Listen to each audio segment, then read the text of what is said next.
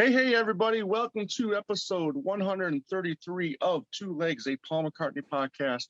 We are a Paul McCartney talk show mainly dealing with the solo career of Paul McCartney. I'm one of your two co-hosts, Tom Hunyadi, and you may know me from my other show, Talk More Talk. And with me, as always, is my partner in crime, a backwards traveler, Andy Nichols. Andy, what's going on? Good evening, Mr. Hunyadi. How are you? I'm doing great. We're burning up over here. Just broke a record of most days over 115 in a row. So it's something to look forward to when you get out here in August.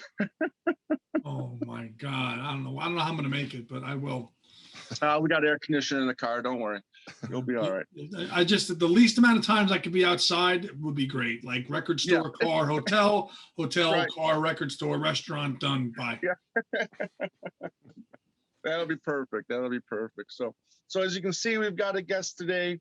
Our guest is an amazing individual. He has a great show. Great channel.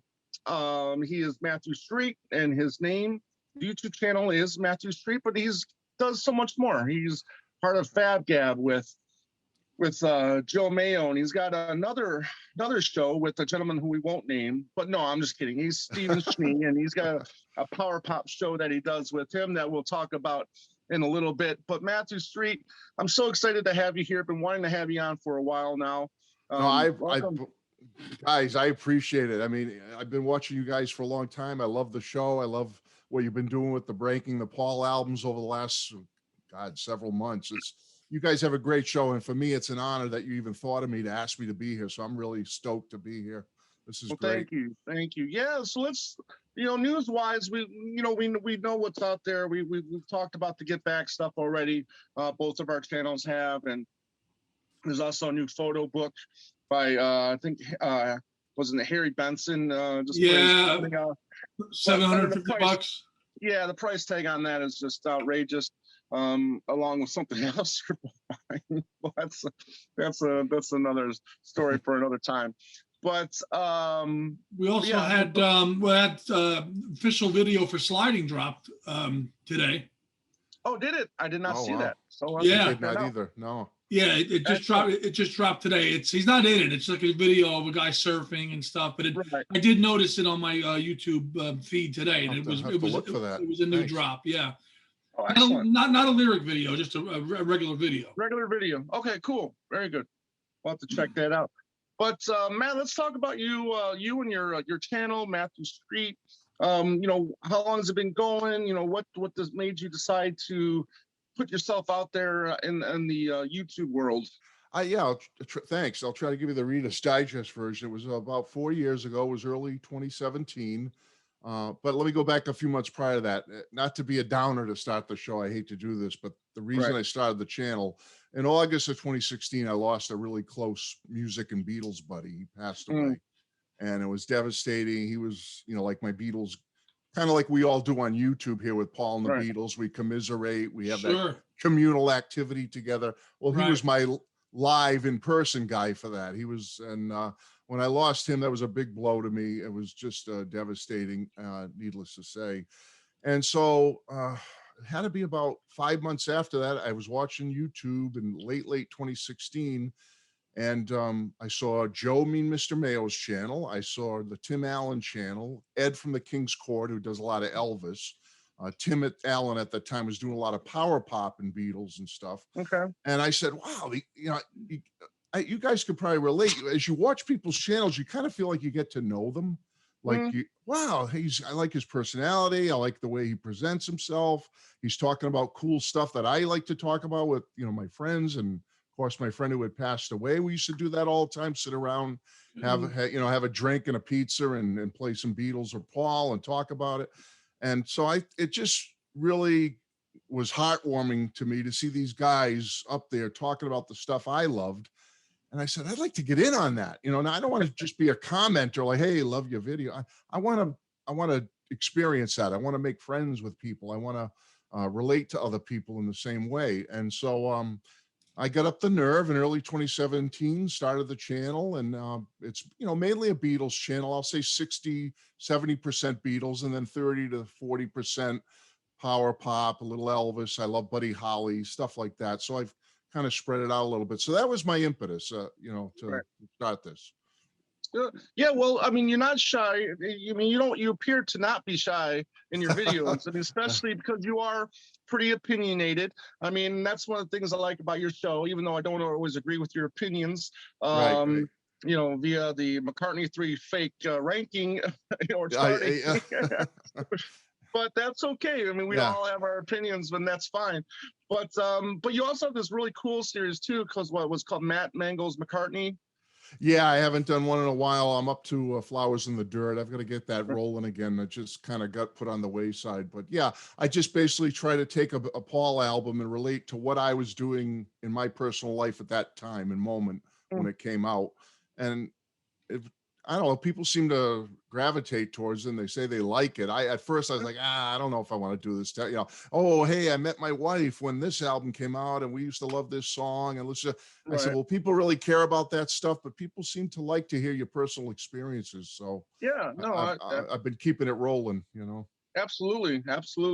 There's, and you've been around since Paul's beginning of Paul's solo career. Hence, that's why you've been able to do this series. Yeah. But what's your take on the Beatles themselves? I mean, would you consider yourself a more of a Beatle fan or more of a solo fan or both mixed together? Well, it all started for me with the Beatles when I was 3 in 1964. I tell the story, but I'll keep it brief. My parents bought me a couple of records. They were a little too old for the Beatles. They were in their early 30s when the Beatles came to America, like 32 and 33. But for some reason, they thought it was a novelty, or they thought it was cute, or be something, they saw that it was something the kids were gravitating towards. So I was only 3.5, but they bought me a couple of albums, A Hard Day's Night and Meet the Beatles. And they used to play them on the little hi-fi up in their second floor apartment in Rhode Island.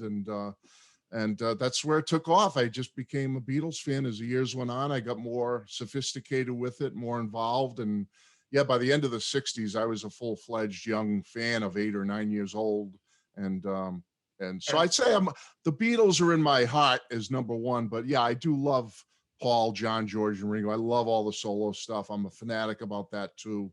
So, but I'd say Beatles are probably my number one, No, and that's fair because, I think that's how a lot of us get into the Four as individuals is because of the music of the Four. Exactly. Beatles. Yeah. I mean, would you say that was the case for you, Andy? No, it was not. No, I discovered the solo careers. Oh, you did? First, and then went back into the Beatles because I just, I grew up in the early 80s, so the video age, of course. So I used to see a lot of Lennon videos were on a lot then, Woman and Starting Over, and I connected with that first, and then through my father's albums, because he's a first generation Beatle fan, so he had them all, and I was able to kind of say, oh yeah, that guy in that video was the guy with these other 3 guys, and that's how I did it. So I actually went solo first and then into the Beatles. And did you go backwards with solo too? Like, did you get into the current solo when you first became aware of solo, and then go back? Yeah, pretty much. Like the first, I remember like current album for Paul for me would be Flowers in the Dirt as being like the first new album I was aware of, and then just went back from there. Oh, okay. Yeah. That's how I did it too. Cool. Very cool. So we'll get more into your channel a little later on. Oh yeah, sure. No, I appreciate and it. other stuff, the Fab Gab and the show you do with Stephen Schnee as well. How'd you get so many subscribers in 4 years? It goes in waves. You guys know. I mean, certain things you get involved in, or when something new comes out, and you happen to just time it right. Like Paul will do something new, and I happen to hear the news when I'm on a day off or something, and I get it out there within like an hour after the news breaks. That's seems to be when I tend to get a lot of views on something. If I wait, or I just like put something on the back burner and say, yeah, I got to review that, but I'll do it later. If I wait several weeks or a month, it's like I'll still get views, and new subscribers, but not as many. Not as many. I think a lot of it is breaking news, just being on top of things, and I got to be honest. There's people out there a heck of a lot better at that than I am. I mean, look at Joe. He's just, he's a juggernaut when it comes to. There's times where you get it in. Yeah, there's times where you get those videos in before he does. Like there was something not too long ago. I just happened to be home and saw the breaking Beatle news. We all subscribe to different forums or ways we Right. get our news, and it just, there it was, it was right there, like, oh, I gotta get on this. So I just do a quick, and I gotta be honest, guys, I sometimes I'm ashamed of my videos because I don't edit, I don't do fancy graphics flying in, frozen pictures. I'm one take and done. I just get up there, I just say what I have You to just say. throw it up there and that's it. If I spit and stutter or burp or whatever, I leave it in. I don't know how to do all that stuff. So so in that sense, I just do things quick like that and throw it up there. But there's people that do it a heck of a lot better and more flashier than I do, Yeah. Well, I mean, it does help the channel if you're able to be, well, let's say one of the first 2-3 people within that first hour of the to go live and go do it. Oh, and get that video out. Yeah, absolutely. Exactly. It's a big help. Yeah. But I'll be honest with you, I'm not a fanatic about it, guys. If I happen to get something out there, great. But I don't, believe me, there's a lot of stuff I miss, and I just because like you guys are busy with your careers and your life and stuff. And sometimes I just can't put the time in, It happens. Yeah, exactly. There's times where I wish that we were able to coordinate. I'm 3 hours. Because Arizona, we don't participate in the daylight and the, saving times and all that stuff. Right. I'm either 2 hours or 3 hours behind. So it's tough to sometimes coordinate a time for us to, go live and talk about breaking news or whatnot. Right, exactly. And that's great that we can connect this way, through all this stuff and do it. But time zones, and as you know, it's just it doesn't always line up to be able to cover the breaking news that way. Right, try, exactly. but you can't cover everything. Yeah. So I'm grateful for what I have, and you guys are doing great too. I see Thank you. Subscribers have really shot up over the last year or so. I mean, the ranking the tracks things really really helped. It's really resonated with people. Responded very positively to that. So that was a lot of fun, just seeing everybody's comments and how much they enjoyed it, and participating in their own rankings, and getting to see how different everybody's rankings have been. Plus, it's one of the things I think that we've had our channel for, I think, 2 years now, Tom? Yeah. Not quite. Yeah. So we're very just Paul centric, right? So like your channel is everything. It's all the solos, it's Beatles, Joe does everything. We pretty much just stick to Paul. So if our subs are going to be a little bit slower trickling in, it's only because we're not covering John. Right. You're focusing on one specific thing, but you're really you're great at it though, Well, thank you. But and we talked about the George box set. I mean, we're gonna bring in other strands of stuff. How can you not talk about it? It's Beatle news, I know. Yeah, I know.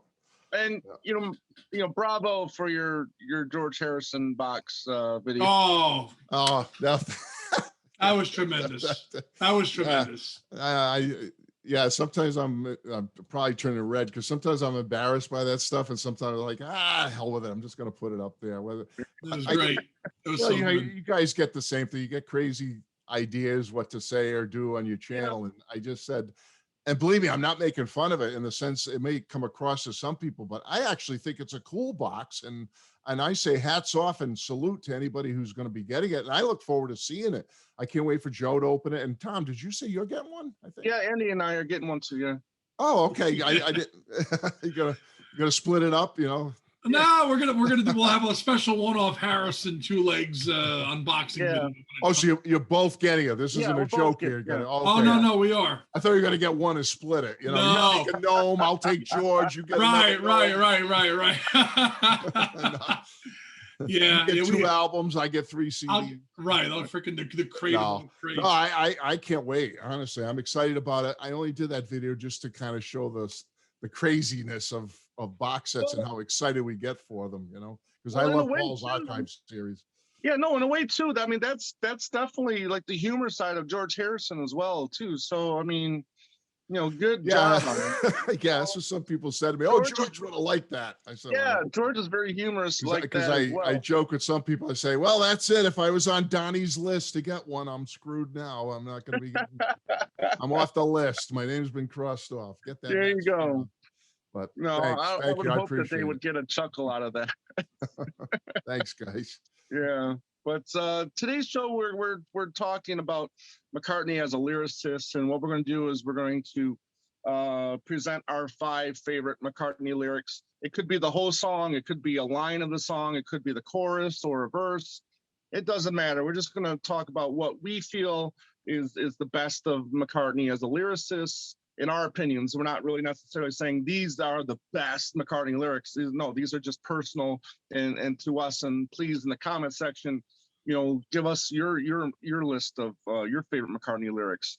And they could be the same as some of the ones we have here. But let's excuse me. Let's just talk about McCartney as a lyricist to begin with. Matt, as a big Beatle fan yourself, we've seen McCartney grow as a lyricist from like, Can't Buy Me Love to, or Hold Me Tight, Can't Buy Me Love, and then into some more sophisticated stuff like Yesterday and Eleanor Rigby. What were your thoughts as McCartney as a lyricist during the Beatle years? During the Beatle years, I think Paul is an outstanding lyricist during the Beatle years. He's just top notch. I don't, there's a lot of talk out there with people like, well, John was the more this and Paul was the right. I don't believe that. I think Paul could do it all during the Beatles. He could do the whimsical, fun stuff. He could do the really heavy, serious stuff, the stuff that really had a lot of meaning and emotion attached to it. So yeah, top notch in my book. Paul's a great lyricist, one of the best ever. Yeah. Andy? Agreed. And with it's just Beatle period or, post Beatles, it doesn't matter. It gets a lot of flack, especially post 1970. Yes. Of course. Yes. Yeah. Lots of flack for his lyric writing, especially there in the 80s, Dustbin Lid and all that stuff. So I don't think listen, there's moments there where it's not as great as it is in terms of some of his songs there.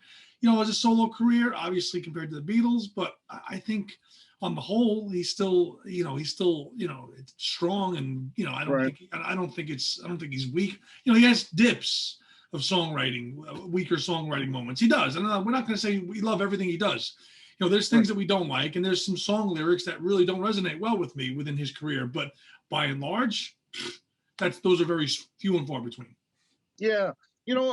I've noticed that, you notice changes throughout the years when you dive into McCartney's, lyrics as a Beatle and a solo artist. But, I've always contributed to, okay, well, in the Beatle, he's always had Lennon in his back pocket. Lennon is always was there to, say, oh, that was a good idea, not so much. Oh yeah. We all know the story for Hey Jude, and you're not going to take that part line out. And he's always, there.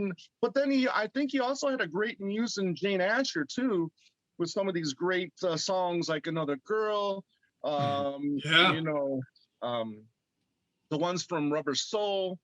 You won't see me for no one. Yeah, for no one, absolutely. So, and even Eleanor Rigby, which I know Lennon probably had a hand in, but the lyrics, so much. But then you get something like, why don't we get in the road? Yeah. Right. But they were more consistent, I think, during those years. As in the greatness. People consider, Yesterday, obviously that's the most, covered song in history, and deservingly so. But he didn't have anybody, not to cut you off, Tom, in the last 50 years to tell him that song sucks. And that's that his career's been so long. He's got a 50-year solo career. And like Andy was saying earlier, it's bound to go in ebbs and flows. It's going to go up and down. There's going to be moments of brilliance, and there's going to be moments where his lyrics aren't as great. Not without a guy, a Lennon, to tell you cut that shit out. It's not good. And I think I wish John and George were still with us now. And I think even if they had 50-year careers each, it would be ebbs and flows. It wouldn't be all top-notch lyrics from John. He'd have moments where it was dipping and come back again. And who knows? Someone like Buddy Holly, had he lived for the last 60 years, he would have had, I'm sure, Dogs, and he would have had some great lyrics. It's funny too. Kind of on the same point there, Matt. I was watching the Jeff Lynne documentary, Mr. Blue Sky, where Paul's in there talking about the work that Jeff Lynne did on the tracks, and how they went to go do the third track now and then, but George didn't like it, and Paul's going, this is John. John wrote this, you know, and George is like, doesn't matter. It still sucks. Yeah. You see? Yeah. So that just goes to prove your point, you know? Right. Yeah. So Paul's had such a long career. It's Yeah. bound to go up and down. Andy, for you, what makes, you know, when you're listening to McCartney songs, what are the themes? I mean, what kind of lyrics, you know, get to you when you're listening to McCartney? Boy, the emotional ones, the emotional ones, the reflective ones, the sad ones. Not that, I mean, I love all. I mean, we love all of Paul's stuff, right? We're major fans. Exactly. But the more sentimental ones are the ones that resonate with me the most. Because you could just hear his heart and soul in those lyrics. And all 5 that I chose today have all those same themes. Right. What about you, Matt? I'm gonna have to go with Andy on this one. Andy and I could match on a few here because I love Paul's emotional lyrics that speak about life in general, family, loved ones, loss, anxiety, you know, relationships. Yeah, I love that stuff from Paul. It's my favorite. I love, like Andy said, I love all his stuff, but that topic really resonates with me now that I'm an older citizen, you know. And so, you know, going through life and some of the things Paul writes about and sings about really hits home with me as far as, and you'll see it in the picks that I do today, is that it's gonna reflect that coming from a middle-aged to upper middle-aged man. Sure. I mean, you'll still rock out to Magneto and Titanium Man. That's right. Absolutely. Love that. I love songs, but but certain, and you love them, but there's certain songs and meanings where they just resonate with you differently. Yeah. When he's singing about stuff that I can relate to, some aspect of my life, that's the stuff that I really love from Paul. Yeah. What about you, Thomas? Yeah, you know, I agree, but I mean, he's always really positive for the most part. And I think that's a lot of what gets me going. I mean, yeah, the ballads are great. You know, the rockers are great, but I mean, it's like the easy lyrics, like, you know, listen to what the man said, or even, you know, with a little luck, you know, the outlook is great. You know, even with the, you know, the It's Gonna Be Okay songs, like Always Somebody That Cares or Too Much Rain. You know, he's always got a positive outlook for the most part, you know, in his songs. And I think that's why I you know, I'm so passionate about McCartney, is just because it's just always happy for the most part listening to his music, you know? Yeah. So even when you're feeling down, he can lift you up. Exactly. Lyrics and music. Yeah, so we're gonna go over our 5 favorite lyrics from McCartney. And Matt, why don't we start with you?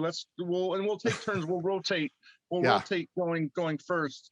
So Matt, why don't we start with you? What's one of your 5 favorite McCartney lyrics? Well, one of my 5 favorite, and comes from this album right here. Chaos. I brought a couple of CDs up with me. And Tom, you just talked about this one, so a little smile. I was almost gonna say something, but we all suffer pain in life. We all hurt. Life can be difficult at times. We all go through it. You know, the stress of job, family, responsibilities. And I'll be the first to tell you, it can get overwhelming at times, and it has in my personal life. I can tell you that for sure.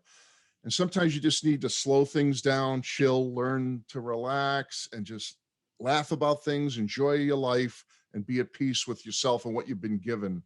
And for me, Too Much Rain, and Tom, you mentioned this one, this the first one I thought of is: laugh when your eyes are burning, smile when your heart is filled with pain, sigh as you brush away your sorrow. Make a vow that it's not going to happen again. It's not right in one life, too much rain.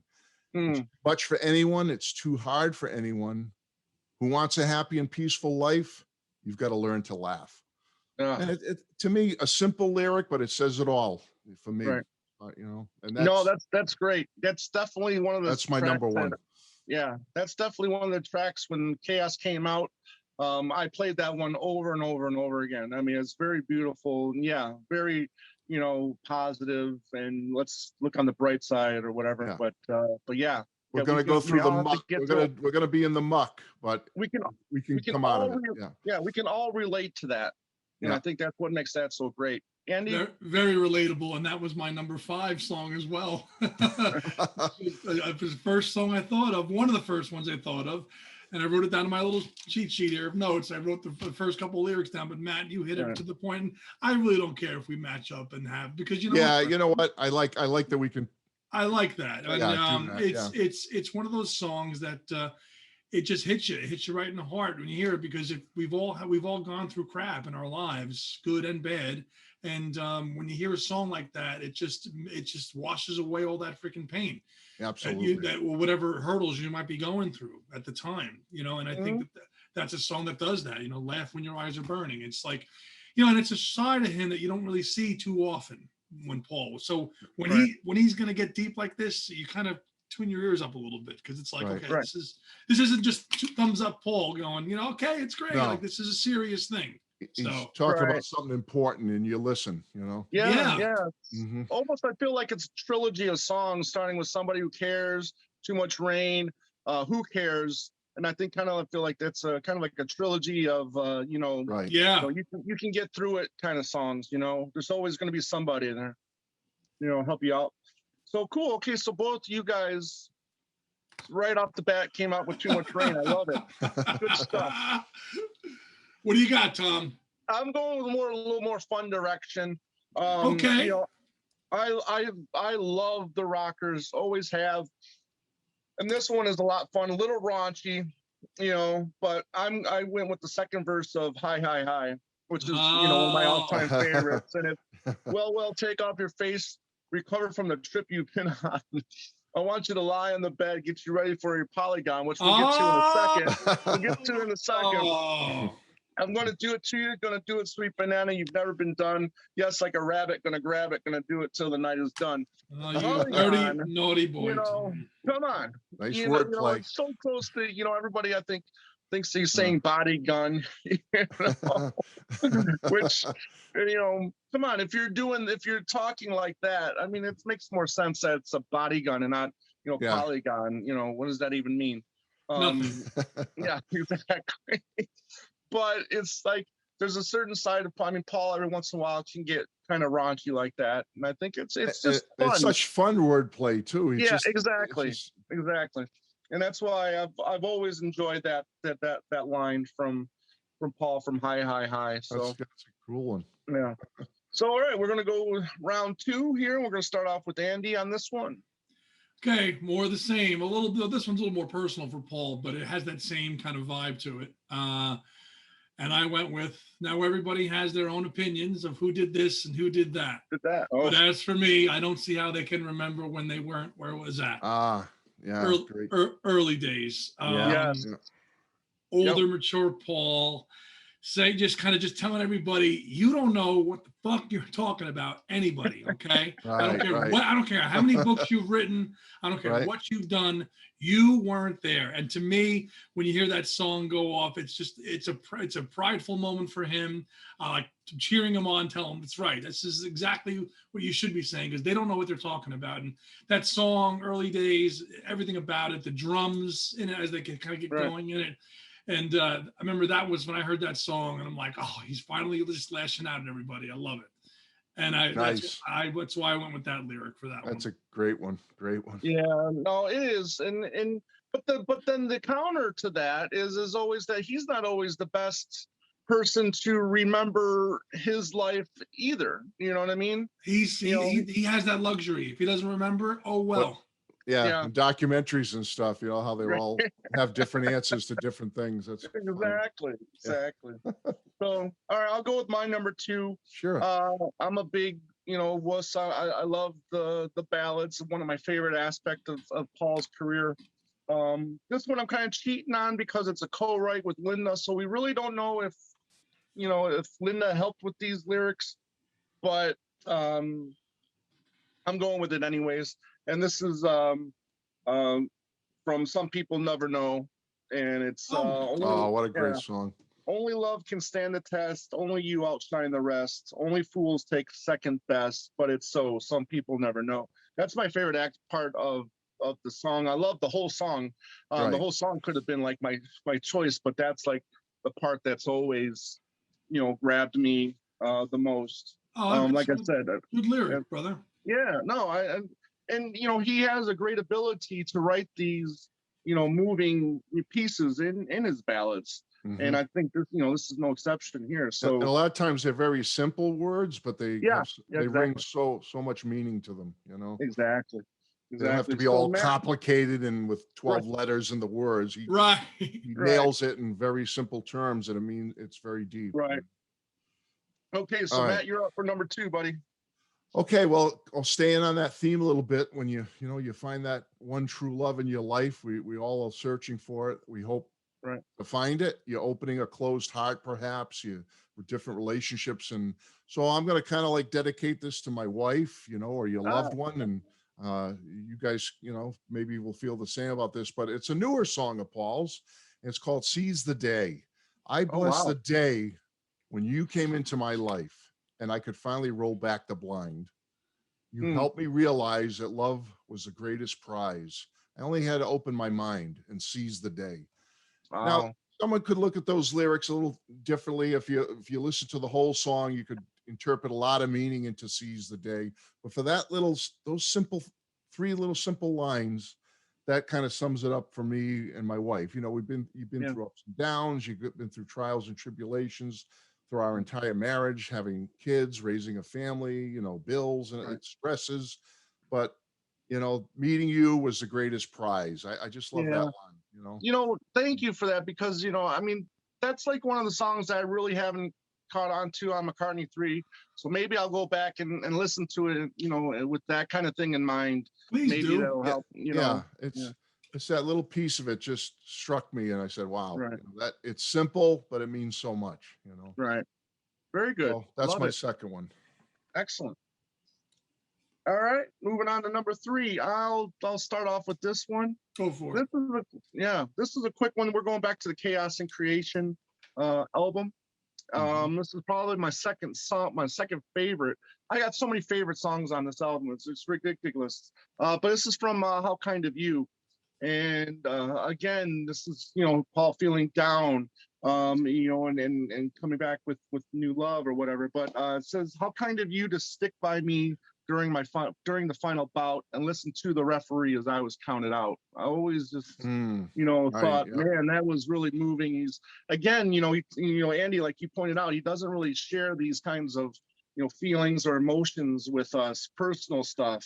And to him to just write something like that, and put it out for all of us, again, something that we can all relate to, and very moving. That's very, very, very moving.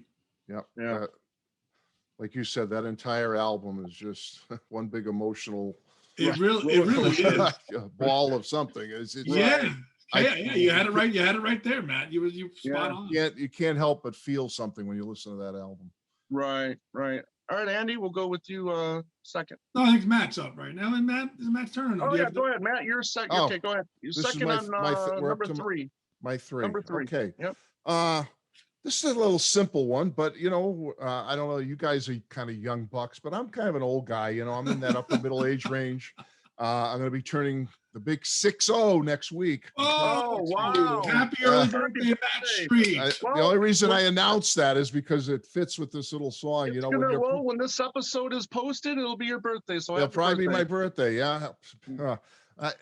Good or bad, I don't know. But anyway, those golden years, I don't know how golden they are, but anyway, you still have something positive to share. You can still give something, no matter how old you are, an old fart like me, whatever. You can still give something to others and be good to others and share a piece of yourself with others. And don't let the put downs hurt you. Just be yourself, make others feel good about themselves. And that's what it's all about in life. And I love Sweetest Show for that. All right. Two simple little lines. You've been around for a long time, but you're still good for a while. And if they try to criticize you, make them smile. Make them smile.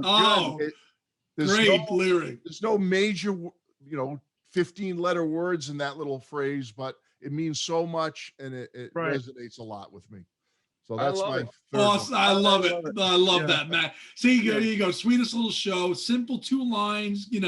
You've been around a long time, but you're still good for a while. Make him smile. Just make him smile. It's great. It's great advice. That's McCartney. That's McCartney. That's great. Yeah, he just he has a way of doing that. He really does. I love that. That's a deep cut there, Matt Street. I like that. That's a deep one. Yeah. I like that. I like that a lot. Very good.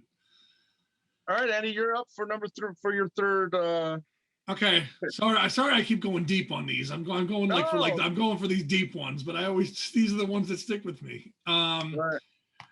Okay, I went with On the Day That I Die, I'd like jokes to be told, and stories of old to be rolled out like carpets that children have played on and laid on while listening to stories of old. The end of the end from Memory Almost Full. Right. My God. I was like almost in tears when I heard that song for the first time. Right. Yeah. You know, Paul talking about, his immortality and how he's not going to be here forever. And it's, again, the only time he's ever done that on record. It still makes the hair on my neck rise or gives me goosebumps every time you listen to it. Really, I mean, I try not to listen to it too much, because I want it to always just stay fresh and in my mind. But yeah, it's so moving. Just think about that day is eventually going to come. You know what I mean? And for him to take that on shocked me when he did that. Right. Was that 2007? That album? Yeah. I was like, whoa, he was only a man in his 60s, a little older than I am now. Yeah. Right. He would have been about 65, maybe. Yeah. And he was facing that and taking that on. I thought that was phenomenal. When you hear that song and then he has the other verse where he says it again, and it's just like it just hits you like a ton of bricks, that lyric. Yeah. Right. But it one that always, you get a little lump in the throat when you hear that. That's a great. Oh, absolutely. So, all right, let's okay. So let's go with the fourth set of lyrics here, and Matt, we're back to you starting off. Oh, back to me. Okay. Well, I'm gonna keep the ball rolling then because Andy just did one of mine. I switched it around a little bit, but I had at the end of the end also, but I have different lyrics. Okay, good. Song, right. But we're on that theme, so let's just keep it going. And I love this part of the song. At the end of the end, it's the start of a journey to a much better place. Right. This wasn't bad, so a much better place would have to be special. There's no reason to cry. There's no reason to be sad at the end of the end. Right. And we all face that ourselves, and we've all lost loved ones in our life, whether they be family or friends. And just knowing that there's a better place and that we're going to meet them again and share that love and with them one day. I don't, want to bring this down, but to me, that song, and I'm so happy someone else besides myself picked it, Andy. That's great because it's just one of the best lyrics Paul's ever written in his entire career. And that's all I'll say about it. It's just a fabulous song. No, that's great. And we're just going to keep that ball rolling because you have it too. Wow, we got one. That's great. But I put the second verse down there, which was my favorite because I mean, what I'm going to remember most about Paul is the songs that he's sung for us. So it's like On the Day That I Die, I like Bells to Be Rung and songs that were sung to be hung out. Like blankets that lovers have played on and laid on while listening to songs that were sung, so that was, that was my. So we all had this one, and we knew we had. It's cool that we all had different. And different sections of the lyrics. Yeah. I took a simpler section, which is kind of very basic, but it just, I don't know, for some reason that one really resonated with me. But I love your two picks in that song as well. Because that's what, that's the thing that I will remember when that day unfortunate day comes, is the songs that he sung, and I think that's, I don't know if that's what he was trying to tell us, that the music is still going to be there, after he goes. Right. But, you never know. Yeah. Andy, how about you, my friend? What, next round? Yeah. We're number 4. Wait, this was a 4. Okay, sorry. I'm jumping ahead of my notes here. No, 4. Okay. I don't know if this might be obvious. I don't know. But I went with, and if I said I really loved you and was glad you came along, then you were here today, for you were in my song. I actually am not going to say much more than that, because if I do, I'm going to start crying. Yeah, that's. So. Yeah. No, it's powerful. Yeah. That's very powerful. The last verse, that's the last part of the song. The verse that ends the song is the one that I went with. Because he says you were in my song. So no, and that's the when seeing him live a couple times, The 2 times I saw him that he was doing that song, you can hear the emotion in his voice while he's singing that song. Oh yeah, yeah. So, I mean, personally, I think it's time for him to give that one up and do something else. But it's always emotional to see him sing that song when he's live. And again, he related it to John, but I think all of us here can relate it to somebody in our life. And again, perfect point. I wish I could tell you again, I loved you. I wish I could share that moment with you, Yeah. No, good point. Yeah, exactly. I mean, because, we all know it's about John. Somebody listening to it that's just a casual fan might not know, or someone who never listened to it might not know. And that could give them the feeling that it could be about someone in their family or a friend or something like that. So that's, I think, one of the great things about that song is that, we know it's about John, but, other people who don't know that song might not, get that same feeling for it. They could relate to somebody else. But all right, we're going to our 5th pick already. Damn, wow, this is going by quick. Very quick. Wow. That's good. Yeah. Hey, we're efficient, right? Yes, exactly. We know what we want to say. You're right. Who's up? You, Tom, or Matt? Yeah, I'll start. Okay. And this is from my favorite song of the last 21 years. This Riding the Vanity Fair. I've always said that this is that's a cool pick. My favorite of his songs from the last 21 years. But the definition of friendship apparently ought to be showing support for the one that you love. And I was open for friendship, but you didn't seem to have any to spare, while you're riding the Vanity Fair. That's has always been, moving for me. And again, another, like How Kind of You, another aspect of Paul that he just doesn't necessarily always give us, in his songs. So I've always, been very, very, very moved by that one. So that's a deep cut, like Andy said earlier. Deep cuts are cool. I love the deep cuts. Love the deep cuts are great. All right, Andy, let's go with you for your 5th pick. 5th one and final one. I went with the same album from the last one. I went with Tug of War. In years to come, they may discover what the air we breathe and the life we lead are all about, but it won't be soon enough for me. I love that lyric. Absolutely. It's the bridge. It's the bridge of the song. It opens, it crashes right in. The guitars crash in there. And it's as much musically as I like it, but I love just that what he's talking about. They might discover what all this is about, but it's not going to be soon enough. I need to know. I love that. I love that whole vibe of that lyric. It just comes crashing right out of the gates. And it's ever since I was a young boy when I heard that song, that part of that song just made the goosebumps on my arm just stick right up. And they still do 30 years later. No, I was going to say, to this day. Yeah. To this day, that song I will never skip that song. How could you? Yeah. So I went with two from Tug of War, a little bit obvious, but I did.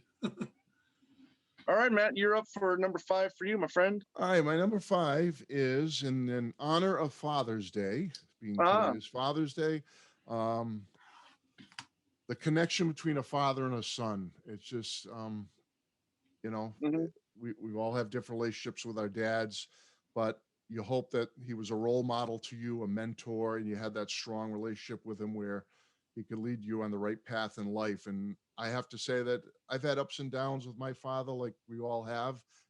Parenting has never been perfect for anybody, but I love my father. I'm a father myself, and now I'm a grandfather.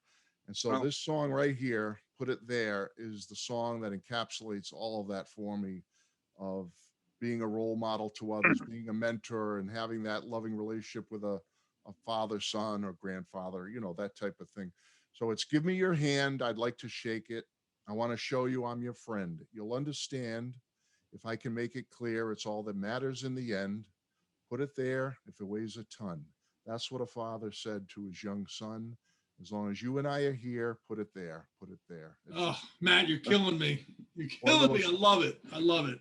And I don't want to get too sentimental, but my dad is still here. He lives with us. He's got his own little place. He's 91 in a couple of months. And God bless. Like I said, ups and downs. No relationship is perfect, but I love him, and he's did the best he could for me. I tried to do the best I could for my kids. I wasn't perfect. And yeah, I think you guys can relate to that too. You know, Oh, absolutely. relationships. Absolutely. I had to pick that song in honor of him and today. Very, very appropriate lyric. Very appropriate. Absolutely. Great stuff. And yeah. Oh, and hats off to, I didn't even mention Paul. Hats off to Paul for writing such a profound lyric that really shines a light on that relationship of a father and a son like that. It's just a great. No, I mean you did not disappoint with your picks at all. And your reasonings are great too. I love it. So, but yeah, okay. So we also have some honorable mentions that we too, because I mean there's just so many. Oh man. So many lyrics that brings us joy, and then we'll sing out loud in the car. I even sing some of the stuff out loud at work.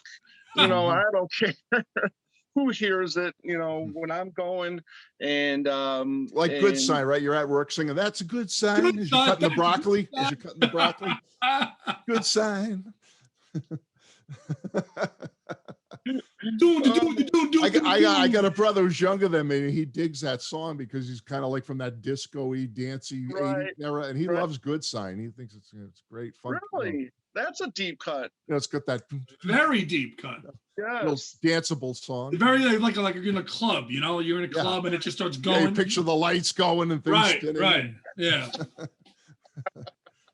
Oh, that's great. All right, so we also have some honorable mentions. I got two that I'll rattle off. You know, silly love song. Say what you want about the song. We all know it's silly, but it's so catchy. But I love the bridge or the middle eight, whatever you want to call it. The love doesn't come in a minute. Sometimes it doesn't come at all. I only know that when I'm in it, it isn't silly. Love isn't silly at all. Yeah, exactly. And I never fails for me to not sing that part of the song when when it comes. Especially when he's live and he's got the Rickenbacker fucking just kicking ass. Yeah. Oh, fucking just marching across the stage. Oh my God, man, so good. Yeah, and that's one of my favorite parts of that song.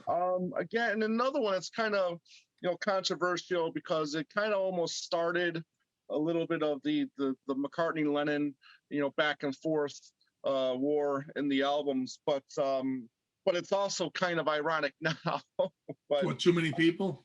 Too many people preaching practices. Don't let them tell you what you want to be. Too many people holding back. This is crazy and baby, it's not like me. That pretty much almost ends the song. But again, it's crazy because he's saying these things now, and then when you look at him now, because now he's pushing, he's preaching, vegetarianism, and the no landmine thing, with Heather, so yeah, I mean, he's got his agenda as well, just like John did, so he's kind of preaching practices himself these days. Right. So, but that doesn't make the lyric any less, brilliant in my opinion. I think it's a pretty brilliant line myself. Compelling stuff. Yeah. Right. Yep. So Andy, let's go with you on your honorable mention. I just had one honorable mention. I didn't have time to. I only had the one, but my honorable mention is "Smiles in the Sunshine and Tears in the Rain." Still take me back where my memories remain. From All Kintyre. Man, when I hear that part of the song, the bagpipes swirling all over the place. And it's already 3.5 minutes into the song, and now you hear "Smiles in the Sunshine" and tears, but the memories, man, that takes you back to whatever you might have been going through or hearing that song. The memories come flooding back when you hear that, and the bagpipes just. You hear all that stuff coming together, and it's just it could be your childhood, it could be anything you went through. You hear all this, and it just Paul has such a great ability to tug at those heartstrings, and that's a lyric I think he does that very well with. He does. That's great. That's cool. That's one of my favorite songs. On honorable mentions. I've got one also. I just picked one extra one here, and I've got too much on my plate. I don't have any time to be a decent lover. I like it. I hope it isn't too late. Searching for the time that's gone so fast. The time I thought would last. My ever-present past. Nice. And when I think of that song, and especially those lines there, it's just about, again, not sound like an old fogey, but life being so hectic, so stressful. There's no time for anything. Years just fly by right after one another. Where have they gone? I don't know. I can't find them. I don't know what happened to them. I thought things would last forever. They don't. It doesn't. And live in the present, folks. Live in the present. The past is gone. You've got to enjoy the moment because it's going to slip away. Once it's gone, it's gone. Right. And I just love the way Paul, used the lyrical gymnastics with that song. It just says so much in those few little lines, Yeah. So that's my honorable mention, Ever Present Past from Love it. Almost Again, another good one on a single that should have done better than what it did. Unfortunately, when that album came out, the single wasn't really what it used to be. Right. And Paul being played on radio wasn't what it used to be either, unfortunately. No. Yeah, exactly. Because I think that song had all the right ingredients. I mean, I think it was catchy as hell. Oh yeah, too damn loud. Too damn loud. Years earlier, it would have been top 10. It would have been. So. It would have been. I would have been if that had come out around Flowers in the Dirt time. Maybe again, maybe produced a little bit better. Because damn it, it's a great song. It's just too loud. Well, that whole album, unfortunately. Yeah. But that's something we always say. Like, oh God. Well, Andy, what would you say? I mean, for me, like when I look back at albums that are really just strong lyric wise, I look at like Tug of War. Obviously, you picked a couple songs from Tug of War. I look at Chaos and Creation. You picked Chaos, strong lyrically.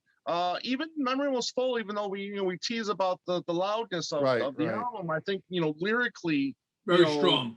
It's very strong as well. I mean, what would you think? I mean, as a complete albums, would be strong, lyrically for a newer fan that are a fan of Paul's lyrics. I mean, what were some of the ones you think? For them to start with, to just tackle with lyrics, I don't, maybe, I mean, if it depends on what they're in. If they want kind of funky Paul, I mean, they could listen to Ram, they're into that, because there's these albums all have different moods to them, so Band on the Run, I mean, there's a lot of kind of nonsense lyrics on that, Picasso's Last Words, Mammonia, it all depends. I mean, what are they looking for? I mean, I would think if you're going to go for pure songwriting analysis and you say, look, just check this guy out as a songwriter, I would say go with Tug of War or Chaos. I would. Okay. All right. Again, songwriter from a songwriter perspective. What do you think, Matt? Well, the first one that jumped into my mind was Chaos and Creation in the Backyard for Bearing of the Soul, just opening up.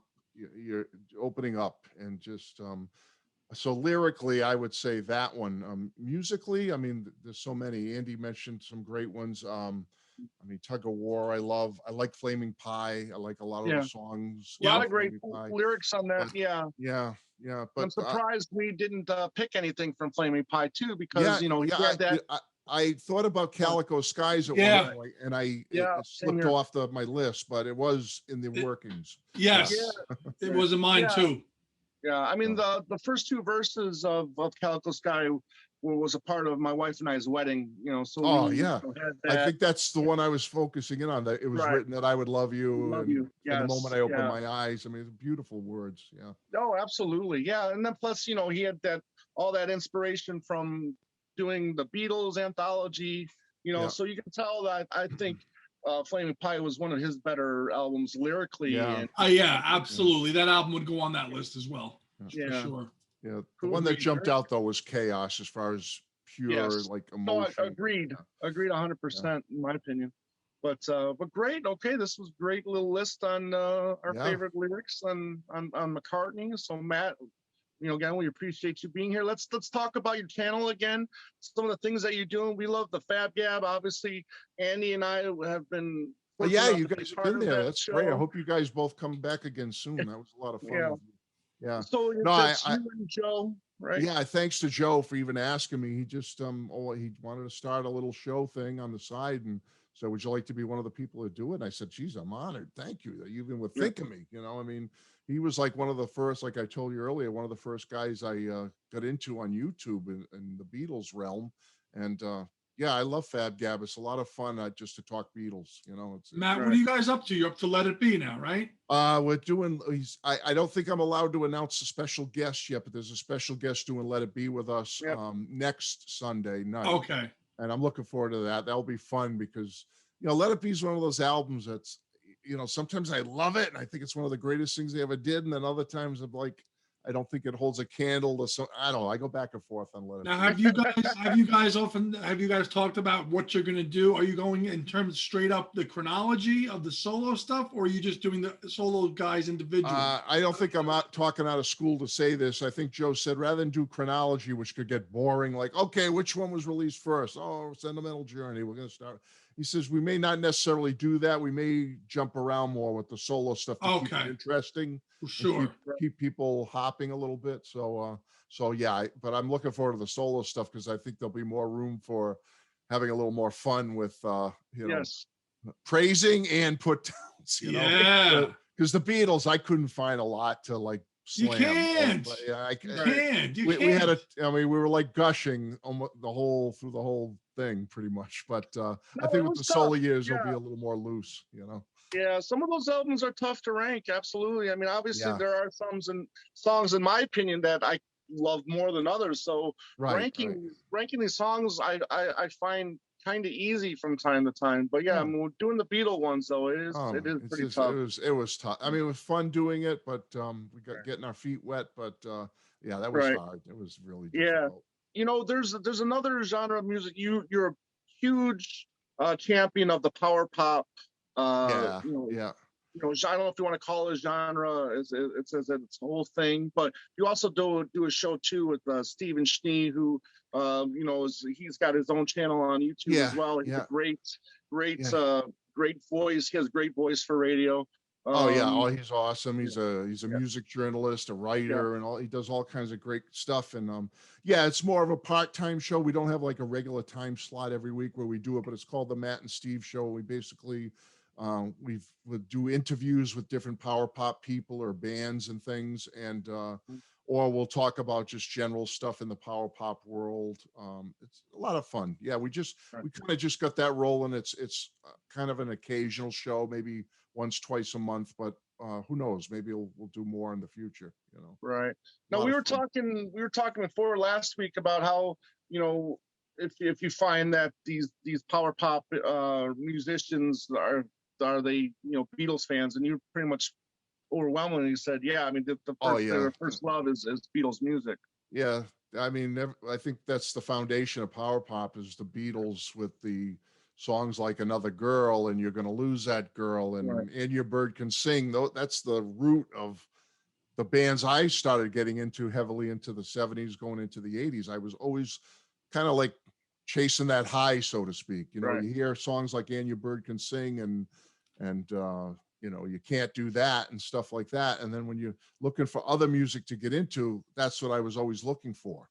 And so that's why I would look to bands like Badfinger, the Raspberries, the Knack, the Romantics, you know, all those bands that had that.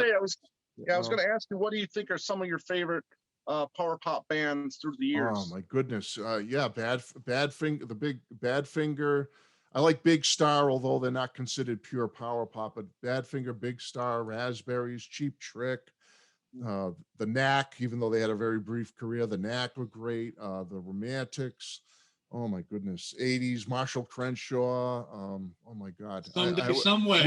I could go on and on all night and tell you all the bands I love in that genre, but if they have that Beatles vibe to them, that early Beatles vibe, I should say, like pre-66 and earlier Beatles, you know, that jangle pop, that 12-string Rickenbacker bliss, so to speak, then I'm all over that band. I love them. And there's a lot of newer bands doing that today that I'm into, like the Grip Weeds and the Weaklings, and there's bands you can discover out there nowadays that are very heavily involved in that genre, and I love it. I eat it up, you know.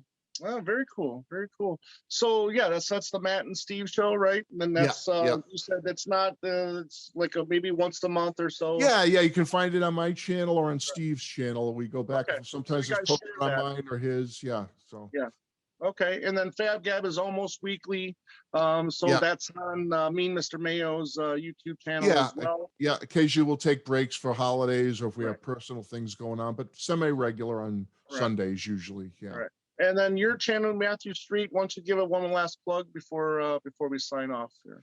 Oh yeah, if anyone's watching, you haven't checked out, come over and check out the Matthew Street channel. I'm mainly Beatles. I'd say 6 to 7 out of 10 videos of mine are Beatles, and then 3 or 4 are Elvis or power pop or other types of subjects. So yeah, please come on over and see if you like it. Thanks. Before we sign, one more question for Son. Give us your honest opinion about the All Things Must Pass crate. Oh, I think it's wonderful. I have no problem with things like that. If somebody wants something like that and they can manage to afford getting it, I'm all, God bless you, get it. I can't wait to see it. And I know you guys are, well, I don't want to give too much away here, but I heard that maybe 1 or 2 of you might be leaning towards it. So if that's the case, I'll be the first to watch you guys talk about it. If I hear Joe's getting one, I'll be watching that. I think it's wonderful. I honestly love whatever the solo Beatles or the Beatles camp, so to speak, puts out. I'm all over it if I can be all over it. And if I can't get it, or something I just don't want personally, I still am happy for anyone who gets things like that or able to enjoy those things. I say go for it. So no, I'm excited about this big box set, and I can't wait to see other people getting it. Because you do consider yourself a collector though as well, right? Oh, absolutely. I do. I'm collecting all the Paul archive series, like the Flaming Pie. I didn't get that gigantic one, but I got I didn't get the $600 one, but I got the next level down, and I love it. I think it's absolutely stunning. It's a beautiful set. So yeah, I collect that, and I'm going to get the next level down in George's All Things Must Pass. I'm going to get the Super Deluxe 5 CD Blu-ray. I'm going to get that, and I'm going to love it. So no, I'm a collector. I get what I can, my resources will allow me to pursue that. I'm all over it. Yeah, I love that stuff. Great. Excellent. Andy, what do you want to talk about? You guys, you're going to be doing another episode of Anything But the Beatles here soon? Yeah, Ethan Alexander and I are going to do another episode of Anything But the Beatles before the end of the month. I like that title. Yeah, it's a good one, and we're going to be covering the Beach Boys' 1977 "Love You" album. We're looking forward to a wacky little thing that Wilson did there at the end of the 70s, but we like it anyway. I'll have to listen. Never heard the album before, so I have no idea what I'm walking into. Oh, Matt, are you Beach Boys fan, Matt, or not really? I love the Beach Boys. Yes, absolutely love them. I'm not a mega collector. Like, I don't have everything by them, but I have stuff from all eras right up to That's Why God Made the Radio, which is an album I love. Oh, great album. I did enjoy that album so much. So yeah, no, I'm a Beach Boys fan from way back. So yeah, Love You. And just want to ask you, where can I find Anything But the Beatles? Where can I find that? I don't think. YouTube. There's a channel. There's a YouTube channel. It's called Anything But the Beatles? Yep. Oh, okay. Yep. All right. It's on Facebook. It's on YouTube, and Ethan and I made a YouTube channel. It's very, very small. We only just launched it about a month. Yeah. I will be there. I'm going to look for that. Thank you. We did 2 episodes. We did one on our first one was on the Who Sell Out. Okay, because the box set came out, and then we did the second one on ELO's 1981 Time.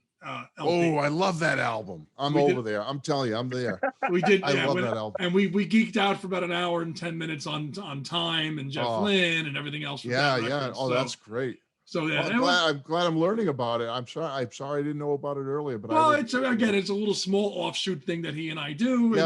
And he does great work with the artwork and stuff on that. Oh, absolutely. Yeah. So, check it out. Oh, I will be there. Thanks. Great. Excellent. So be on the lookout for that. So that might be posted by the time this is posted. So we'll check us out on Facebook, Instagram, Twitter at Two Legs Podcast. You can find us on our YouTube channel, Two Legs, a Paul McCartney podcast. That's where you're going to see all of our wonderful, smiley, bright faces. And, having a good time with all of our guests. And Matt, we really appreciate you being here again. Really looking forward to having you on again in the future, because you're so much fun to talk to, and you're very knowledgeable, and we love having you on. So it's an honor. I thank you for even thinking of me. I really appreciate it. Thank you so much. Yeah, no problem. Absolutely. Email us at twolegspodcast@gmail.com. Our website, twolegspodcast.com. And you can find us audio-wise everywhere: iTunes, iHeartRadio, Podbean, Spotify, Amazon, right? Everywhere where podcasts are played, you'll find us there. And we're really bumping up our subscribers on our YouTube channel, because eventually we're going to be live there. That's the goal anywhere, is to be live most of the time. And continuing our show there, and hopefully we get that kicked off the ground soon. Yes. And anyways, everybody out there, thank you for tuning in. Matthew Street, as always, you're welcome here whenever. Thank you so much, guys. Yeah, absolutely. So everybody out there, as usual, have a great day and a beautiful night.